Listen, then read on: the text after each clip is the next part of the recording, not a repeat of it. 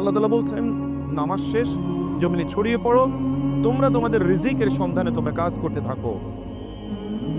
কিন্তু তোমাদের রিজিকের সন্ধানে তোমরা যদি কাজ করো বটে, সেই সময় তোমরা তোমাদের রবকে ভুলে যেও না। ওয়াজকুরুল্লাহ কাসীরা, তোমাদের রবের ওই সময় তোমরা জিকির করো। যখন তোমরা ব্যবসা বাণিজ্য করবে, চাকরি বাকরি করবে, অথবা খেতে খামারে কাজ করবে, তোমাদের আয় ইনকামের জন্য তোমরা বিভিন্ন ধরনের কর্মকাণ্ডে লিপ্ত থাকবে, সেই সময় never forget your creator, never forget your Lord, your রব, তোমাদের রবকে তোমরা তখনও ভুলে যেও না। ওয়াজকুরুল্লাহ কাসীরা, বরং তখনও বেশি বেশি তোমাদের রবের জিকির করো। লাআল্লাকুম তুফলিহুন, hopefully, perhaps you will achieve and obtain felicity, তাইলে কেবল তোমরা সফল হতে পারবা। তাইলে কেবল দুনিয়ায় তোমাদের যে সম্মান মর্যাদা থাকা দরকার, যে উদ্দেশ্যে তোমাদেরকে দুনিয়ায় তৈরি করা হয়েছে, সেটা তোমরা অর্জন করতে পারবা। মনে করবেন না যে কেবল মসজিদে আসলে আল্লাহর স্মরণ করতে হয়, কেবল মাহফিলে আসলে আল্লাহর জিকির করতে হয়। আমাদের পুরো জীবনটাই আল্লাহ তাআলার ইবাদতে পূর্ণ থাকার কথা। কিছু ফরমাল ইবাদত, কিছু ইনফরমাল ইবাদত। আল্লাহ সুবহানাহু ওয়া তাআলা এর স্মরণ, এটি আমাদের অন্তরের জন্য খোরাক। আল্লাহর স্মরণ আমাদের অন্তরের জন্য কি খোরাক। মানুষের শরীরের জন্য রিজিক লাগে, খাবার লাগে, কিন্তু অন্তরের জন্য খাবার লাগে না? লাগে কিনা? অন্তরে খাবার হচ্ছে আল্লাহ জিকির। ওয়াজকুরুল্লাহ কাসীরা, আল্লাহ বলছেন তোমরা আল্লাহর জিকির বেশি বেশি করো, লাআল্লাকুম তুফলিহুন, তাইলে কেবল তোমরা সফল হতে পারবা। এই আয়াতটি আমি কতবার যে জীবনে পড়েছি মনে নাই, কিন্তু হঠাৎ করে আমার এতটুকু কথার মধ্যে আমার দৃষ্টিটা, আমার বিবেকটা আটকে পড়লো। হঠাৎ করে আমি থমকে দাঁড়ালাম। আল্লাহ কি বললেন? তিনি বলেন ওয়াজকুরুল্লাহ কাসীরা লাআল্লাকুম তুফলিহুন, তোমরা আল্লাহর জিকির বেশি বেশি করো, তাইলে কেবল তোমরা সফল হতে পারবা। আমি ভাবলাম তাহলে সফলতার জন্য আমরা কোথায় দৌড়াই? স্কুল, কলেজ, ইউনিভার্সিটি, ব্যবসা বাণিজ্য, খেত খামার, সেখানে তো সফলতা নাই। সফলতা আছে কোথায়? কোথায় আছে সফলতা? আল্লাহ জিকিরের মধ্যে। আল্লাহ বলছেন ওয়াইযা রাআউ তিজারাতান আও লাহওয়ান ফাদ্দু ইলাইহা ওয়া তারাকুকা কাইমা, যখন তারা কোনো ব্যবসা বাণিজ্য দেখে অথবা কোনো আনন্দের উপকরণ দেখে, তখন তারা আপনাকে নামাজে দাঁড় করিয়ে তারা চলে যায় সেই কাজগুলো করার জন্য, ব্যবসা করার জন্য, অথবা অন্যান্য আনন্দ ফুর্তি করার জন্য। আল্লাহ তাআলা বললেন ব্যাপারটা যে এরকম তারা করছে, কুল মা ইনদাল্লাহি খায়রুম মিনাল লাহওয়ি ওয়া মিনাত তিজারা, আল্লাহ বলছেন মনে রাখো হে নবী, আপনি বলে দিন মা ইনদাল্লাহি খায়র, what is in the hands of Allah, আল্লাহর হাতে, আল্লাহর কাছে যা কিছু আছে তা খায়রুম মিনাল লাহওয়ি ওয়া মিনাত তিজারা, তোমরা যে আনন্দ করছো এবং তোমরা যে ব্যবসা বাণিজ্য করছো, এগুলো সব কিছুর চেয়ে আল্লাহর কাছে তোমাদের জন্য যা রয়েছে এটি অনেক অনেক বেশি উত্তম।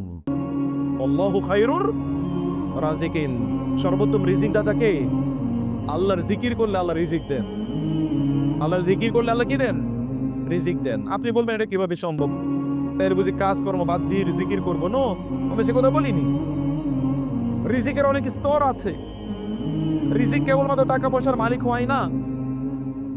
বহু লোক টাকা পয়সার মালিক হওয়ার পরেও এই টাকা পয়সার ভয়ে এই টাকা পয়সা বঙ্গোপসাগরেও পাঠিয়ে দিয়েছে, ফেলে দিয়েছে, এরকম দেয় নাই? অনেক লোক তারা টাকা পয়সা রেখে তারা পালিয়েছে, এরকম লোক আছে কিনা? আচ্ছা, আপনারা কোরআনে আসেন, ইন্না কারুনা কানা মিন কওমি মূসা ফাবাগা আলাইহিম, আল্লাহ তাআলা কারুনের কথা বললেন কোরআনে, যে কারুন মূসা আলাইহিস সালামের বংশেরই একজন ছিল। মূসা আলাইহিস সালামের বংশ কারা? বনি ইসরাইল। এক খুবই গরিব, অসহায় এবং ফেরাউনের কৃতদাস আকারে তারা কাজ করে, ফেরাউনের খামারে কাজ করে, ফেরাউনের খেতে কাজ করে, ফেরাউনের ইন্ডাস্ট্রিতে কাজ করে, ফেরাউনের জন্য রাস্তাঘাট, ব্রিজ, কালভার্ট নির্মাণ করে, এগুলো খুবই, এবং একটা গ্যাটো, একটা বস্তির মতো জায়গায় এরা থাকে।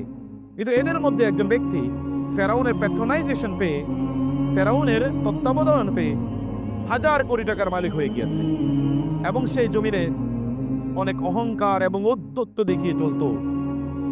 এবং আল্লাহ তাআলা বললেন, আল্লাহ তাকে এত এত পরিমাণ অর্থ প্রদান করেছেন, যে অর্থগুলো, যে টাকা পয়সা, এগুলো যে সিন্ধুকে রাখা হতো, ওই সিন্ধুকের চাবিগুলো বহন করার জন্য একটা বিশাল বড় বহর লাগতো। অনেক বিশাল একটা বহর লাগতো ওই চাবিগুলো বহন করার জন্য। এত যদি চাবি হতো, কি পরিমাণ সিন্ধুক ছিল। আজকের যে আধুনিক যুগের ব্যাংক, ব্যাংক ধরে না তার টাকা, এত পরিমাণ অর্থ তার আছে, এগুলো ছিল। এবং লোকেরা তার দিকে তাকিয়ে বলতো, ইয়া লাইতানা নুতি উতিয়া ইয়া লাইতানি উতিয়া মিসলামা উতিয়া কারুন। হায়, কারুনকে যা দেয়া হতো, দেয়া হয়েছিল, কারুনের যত সম্পদ আছে, আমাদেরকে যদি এরকম কিছু দেয়া হতো। কিন্তু আল্লাহ সুবহানাহু ওয়া তাআলা কারুনকে কি করলেন? তার সম্পদ সহ মাটির মধ্যে তাকে ডুবিয়ে দিলেন, নিমজ্জিত করে দিলেন। এরপর এই সকল লোকেরা তখন তারা বলল যে আলহামদুলিল্লাহ, আল্লাহ শুকর, আল্লাহ তাআলা আমাদেরকে কারুনের মতো বানান নাই। সম্পদ থাকলেই কেবলমাত্র আপনি মনে করবেন না যে আপনি রিজিকের মালিক। রিজিকের আরো অনেক কিছু আছে। দিনদারিতাও একটা রিজিক। ইয়ামুন্নুনা আলাইকা আন আসলামু কুল লা তামুন্নু আলাইয়া ইসলামাকুম বালিল্লাহু ইয়ামুন্নু আলাইকুম আন হাদাকুম লিল ঈমানি ইন কুনতুম মুমিনিন। আল্লাহ তাআলা তোমাদের উপর একটা রিজিক দিয়েছেন, যে রিজিকটি তোমরা বুঝো না। সে রিজিক হলো দ্বীনের রিজিক, দ্বীনদারির রিজিক, যে তোমাদেরকে আল্লাহ ইসলাম দিয়েছেন অনুগ্রহ করে।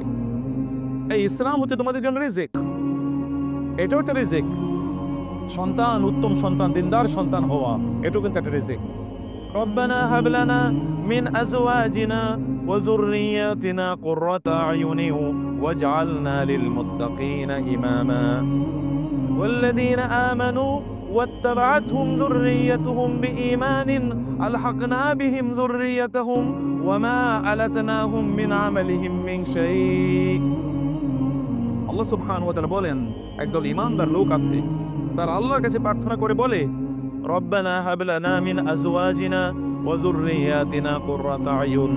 আল্লাহ আমাদেরকে এমন স্বামী স্ত্রী প্রদান করুন, এমন সন্তান সন্ততি প্রদান করুন, যে সন্তান সন্ততির দিকে তাকালে আমাদের অন্তরগুলো জুড়ে যায়, আমাদের চক্ষুগুলো প্রশান্ত হয়ে যায়। এমন সন্তান আমাদেরকে দান করুন। আপনি একবার চিন্তা করে দেখেন, কুররাতা আয়ুন এটা মরুভূমির একটা দৃষ্টান্ত। মরুভূমির দৃষ্টান্ত। মরুভূমির দৃষ্টান্তটা কি? মরুভূমিতে প্রচন্ড রোদের মধ্যে যখন লোকেরা হাঁটে, তখন তাদের চোখ জ্বলতে থাকে। চোখ কি হয়? জ্বলতে থাকে। এরপরে তারা একটু ঠান্ডা বাতাসের খোঁজে তারা থাকে, একটু ছায়ার খোঁজে তারা থাকে, একটু ঠান্ডা পানির খোঁজে তারা থাকে। মরুভূমিতে সবচেয়ে প্রিয় মানুষের যে জিনিসটি, তা হলো আল মাউল বারিদ, ঠান্ডা পানি। প্রচন্ড গরমের সময় আপনার সবচেয়ে প্রিয় জিনিস কোনটা বলেন তো? ঠান্ডা পানি। আপনার ফ্রিজে একটু পানি আছে, একটু ঠান্ডা পানি, এটা সবচেয়ে প্রিয়। যখন মরুভূমিতে আপনার প্রচন্ড গরমের কারণে চোখ জ্বলতে থাকে, একটু ছায়ায় যাওয়ার পর একটু চোখের মধ্যে যখন পানি দেন, চোখটা যখন যেমন একটু শান্ত হয়, একটু কেমন একটু ভালো লাগা তৈরি হয়। আপনার সন্তানের দিকে তাকালেও, অথবা আপনার স্ত্রীর দিকে তাকালে, আপনার স্বামীর দিকে তাকালে আপনার চোখটা এরকম শান্ত হয়ে যায়, এরকম প্রশান্ত হয়ে যায়। এরকম সন্তান কয়জনের ঘরে আছে বলেন তো দেখি? হাত তুলে বলতে পারবেন? মনে হয় না। একজন আছে, হাত তুলে বলেছেন। সন্তানের দিকে তাকাইলে আলহামদুলিল্লাহ, আপনারা তো নোবেল প্রাইজ দেয়া লাগবে। সন্তানের দিকে তাকাইলে চোখটা শান্ত হয়ে যায়। আল্লাহ, তুমি আমাকে এরকম একটা সন্তান দিছো, এত ভালো, এত দিনদার, এত আল্লাহ, এত ভালো, এত অনুগত, এত আদব আখলাকওয়ালা একটা সন্তান তুমি আমাকে দিয়েছো। এবং আপনার চোখ থেকে তখন কি হয়? যখন চোখ জ্বলতে থাকে, তখন চোখ থেকে কি হয় বলেন তো? একটু পানি পড়ে না? তখন আপনার চোখ থেকে টপ টপ করে কিছু পানি পড়ছে। আলহামদুলিল্লাহিল্লাযী ওয়াহাবানি আলাল কিবারি ইসমাঈল ওয়া ইসহাক। তখন ইব্রাহিমের মতো আপনি বলতে থাকেন, সেই রবের শুকর আমি আদায় করছি, যিনি আমি বৃদ্ধ হওয়ার পরে আমার কোনো সন্তান হওয়ার কথা ছিল না, তারপরে তিনি আমাকে ইব্রাহিম বলছেন, আমাকে তিনি ইসহাক দিয়েছেন এবং ইয়াকুব দিয়েছেন। ওয়া কুল্লান জাআলনা সালিহিন।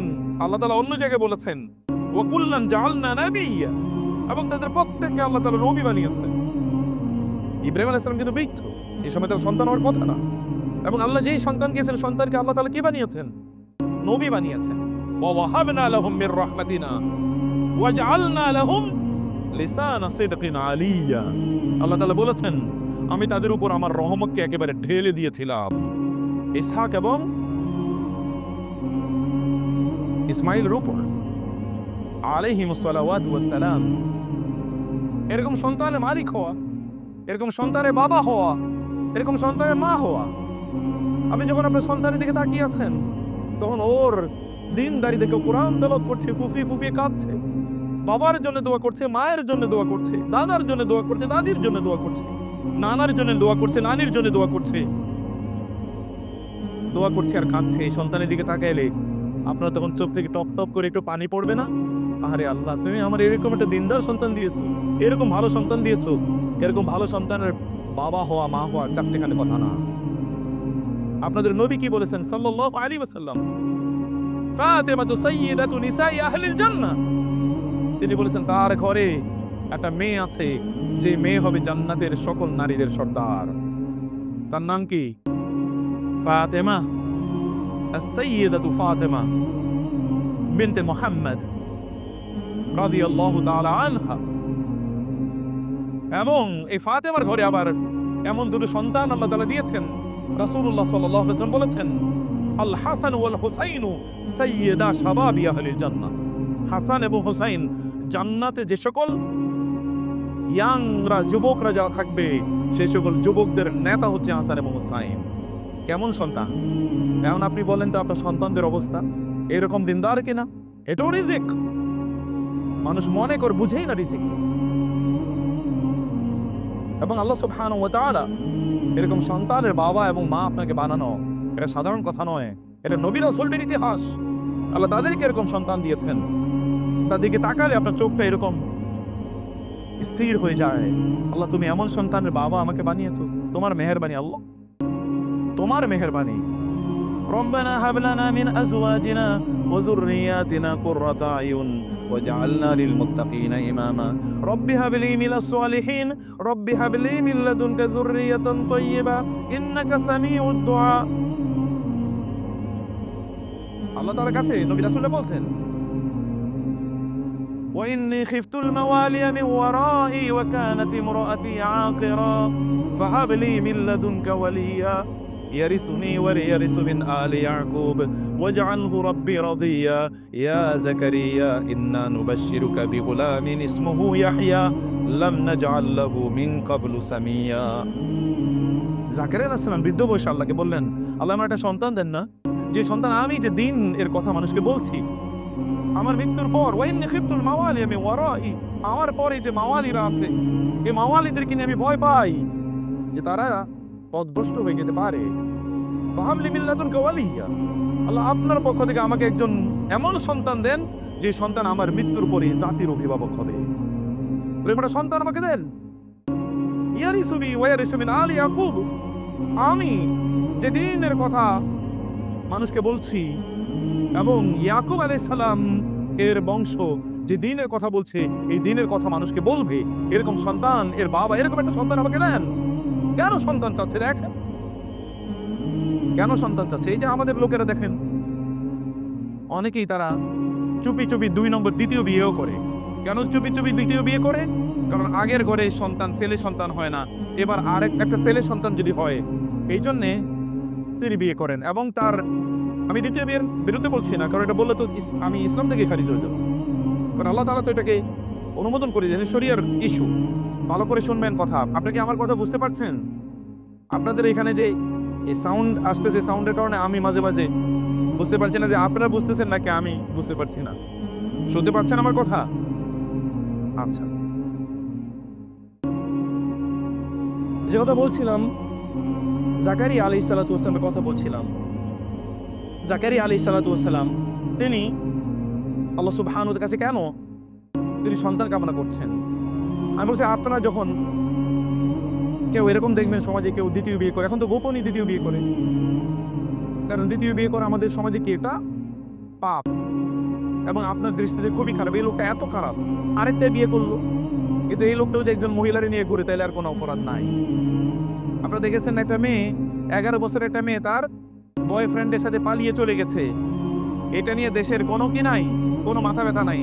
কিন্তু এই 11 বছরের মেয়েটার যদি বিয়ে হতো, তাইলে বাংলাদেশের এই সেকু মিডিয়া, এই শাহবাগী মিডিয়া দেখতেন কিভাবে ইসলামের বিরুদ্ধে, অথবা কেন 11 বছরের মেয়েটাকে বিয়ে দিল, এই টেনে দেখতেন পুরো রাষ্ট্রকে উল্টিয়ে ফেলতেছে। আমরা তো এরকম একটা সমাজ তৈরি করছি। এবং দেখেন না, আপনার কাছে আমার মাইয়াটা মাত্র ইউনিভার্সিটিতে পড়ে, মাত্র কলেজে পড়ে, ওরে এমনই বিয়ে দিব, কিন্তু এর মধ্যে 12-15 জনের সাথে তার আড্ডা দেওয়া শেষ, এটা আপনার মাথায়ও নাই। নষ্ট সমাজ, এই নষ্ট সমাজকে বিনির্মাণ করতে হবে। বিনির্মাণের কথা আমি আপনাদেরকে বলবো, জানি না কতটুকু আপনারা শোনার মতো ধৈর্য আপনাদের আছে, আমি জানি না। সম্মানিত ভাইয়েরা এবং বোনেরা, আল্লাহ সুবহানাহু ওয়া তাআলা যেন আমাদের আলোচনায় বারাকা দান করেন। আল্লাহ, তুমি তোমার কোরআন থেকে শুধু কথা বলার তৌফিক দিও আল্লাহ। আমরা যতটুকু বলি ততটুকু আমাদের জন্য সবচেয়ে বেশি আমল করার তৌফিক দিও আল্লাহ।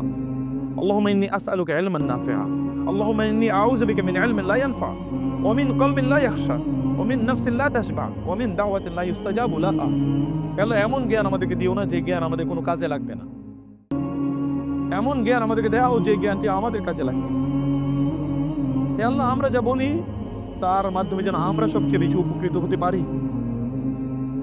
হে আল্লাহ, আমরা এমন কথা যেন না বলি যেই কথা আমাদের নিজেদের জন্য কাজে লাগে না, এরকম কথা আমরা যেন না বলি। আল্লাহ, আমাদেরকে সর্বোত্তম কথাগুলো বলার এবং সর্বোত্তম কথাগুলো শোনার এবং বোঝার তৌফিক দিও আল্লাহ।